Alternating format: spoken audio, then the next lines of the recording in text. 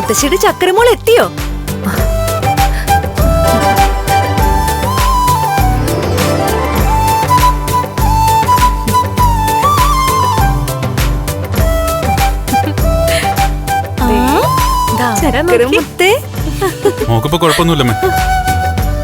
എന്നാൽ അതൊന്നും വിളിച്ചു പറയണ്ടേടാ. എനിക്ക് അങ്ങോട്ട് വരാൻ പേടിയായിരുന്നു. അതുകൊണ്ടാ കുളി കഴിഞ്ഞ് ഞാൻ പൂജാമുറിയിൽ കയറി രാമായണ പാരായണം നടത്തിയത്. അതൊക്കെ പതിവില്ലാത്ത കാര്യങ്ങളാണല്ലോ അമ്മേ. കർക്കിടകം തുടങ്ങിയതിൽ പിന്നെ ഇടയ്ക്കിടയ്ക്ക് ഞാൻ രാമായണം വായിക്കാറുണ്ട് മോനെ. മുത്തശ്ശിയുടെ സുന്ദരിക്കുട്ടി ഒന്ന് വന്നേ.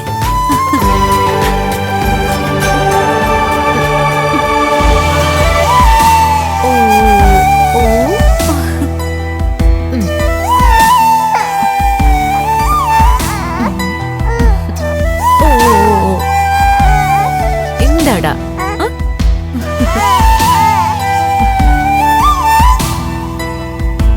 നീലമോളെ? അതെ, ഇപ്പോഴും മോളുടെ അച്ഛനും അമ്മയ്ക്കൊന്നും പേടി മാറിയിട്ടില്ല. അതുകൊണ്ടാ മുത്തശ്ശിയുടെ അടുത്തേക്ക് മോളെ കൊണ്ടുവരാത്തത്. അല്ലേടാ മുത്തേ? ഞങ്ങക്ക് ഭയമൊന്നുമില്ലമ്മേ. പിന്നെ ലേഖയുടെ കാര്യം അറിയാലോ, അവക്ക് കുഞ്ഞിനെ വിട്ടുപിരിയാൻ വലിയ പ്രയാസാ. അതുകൊണ്ടാ ഓണം കഴിഞ്ഞിട്ട് ഞങ്ങൾ രണ്ടാളും സ്ഥിരമായിട്ട് ഇവിടെ വന്ന് താമസിക്കാന്ന് കരുതിയത്. ലേഖയോട് അനന്തനോട് പറ കണ്ണ, അവരോട് ഇവിടെ വന്ന് താമസിക്കാൻ. അങ്ങനൊക്കെ പറയുന്നുണ്ട്. പിന്നെ രാവിലെ ഞങ്ങൾ ജോലിക്ക് പോകുമ്പോ കുഞ്ഞിനെ ലേഖയുടെ കയ്യിൽ കൊടുത്തിട്ട് പോകാലോ. അത് ശരി. അപ്പോഴും എനിക്ക് എന്റെ പൊന്നുമോളെ കാണാൻ പറ്റത്തില്ല അല്ലേ? കുറച്ചു മാസം കൂടി കഴിയുമ്പോ അമ്മയ്ക്ക് അമ്മയുടെ സ്വന്തം പേരക്കുട്ടിയെ കിട്ടുമല്ലോ. അതെന്താടാ കണ്ണ നീ അങ്ങനെ പറഞ്ഞത്? അപ്പൊ ഇവൾ എന്റെ സ്വന്തം അല്ലേ? ഇവളുടെ കുഞ്ഞിനെ നിന്റെ കുഞ്ഞിനെ പോലെ സ്നേഹിക്കാൻ എന്നെ കൊണ്ട് പറ്റത്തില്ല. അതിനെനിക്ക് കഴിയണമെങ്കിൽ ഇവളും ഉണ്ണിയും അവരുടെ സ്വഭാവം മാറ്റണം. ഇപ്പോഴും നിങ്ങൾ രണ്ടാളും കുഞ്ഞിനെയും കൂട്ടി ഇങ്ങോട്ട് വന്നതേ ഇവൾക്ക് ഇഷ്ടപ്പെട്ടിട്ടില്ല. ഇവളുടെ മുഖം കണ്ടില്ലേ? ഇത് കണ്ണേട്ടന്റെ ലക്ഷ്മിയുടെ വീടാണെന്നുള്ള ബോധമൊക്കെ എനിക്കുണ്ട്. പിന്നെ ഞാനെന്തിനാ അമ്മയെ വിഷമിക്കുന്നേ? കണ്ണേട്ടനും ലക്ഷ്മിയും നാളെ ഞങ്ങളോട് ഇറങ്ങിപ്പോവാൻ പറഞ്ഞാലും ഞങ്ങൾക്ക് പോവാനല്ലേ പറ്റൂ. ആ ബോധത്തോടു കൂടി തന്നെയാ ഞങ്ങൾ ഇവിടെ കഴിയുന്നത്.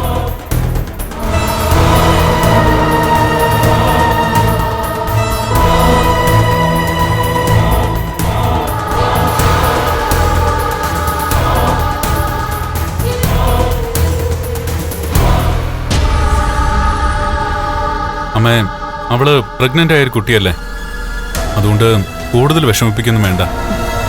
എടാ, അവളുടെ സ്വഭാവത്തിൽ എന്തെങ്കിലും മാറ്റം ഉണ്ടാവുമെന്ന് എനിക്ക് തോന്നുന്നില്ല. ഇന്ന് രാവിലെ 4 മണി ആവുന്നതിന് മുൻപേ അവള് പൂജാമുറിയിൽ കയറി വിളക്ക് തെളിയിച്ചു. ചോദിച്ചപ്പോ കുഞ്ഞിന് ആപത്തൊന്നും വരരുതെന്ന് പൂജാമുറിയിൽ കയറി പ്രാർത്ഥിച്ചെന്നാ പറഞ്ഞത്. പക്ഷെ അവളുടെ സ്വഭാവം എനിക്ക് അറിയാവുന്നതുകൊണ്ടേ ഞാനത് വിശ്വസിച്ചിട്ടില്ല. കുഞ്ഞിനും കുഞ്ഞിന്റെ അച്ഛനും അമ്മയ്ക്കും നല്ലത് വരാൻ വേണ്ടിയേ അവൾ ഒരിക്കലും പൂജാമുറിയിലും കയറത്തില്ല, അമ്പലത്തിലേക്കും പോകത്തില്ല. അവളുടെ മനസ്സിലെന്താന്ന് നമുക്കറിയില്ലെങ്കിലും അത് ദൈവങ്ങൾക്കറിയാലോ അമ്മേ. അതുകൊണ്ട് അവള് പൂജാമുറിയിൽ കയറിയത് നല്ലതിനായാലും മറ്റുള്ളവർ നശിക്കണമെന്ന് പറയാനായാലും അതിനനുസരിച്ചുള്ള വിധി തന്നെ ദൈവം അവൾക്ക് കൊടുത്തോളൂ.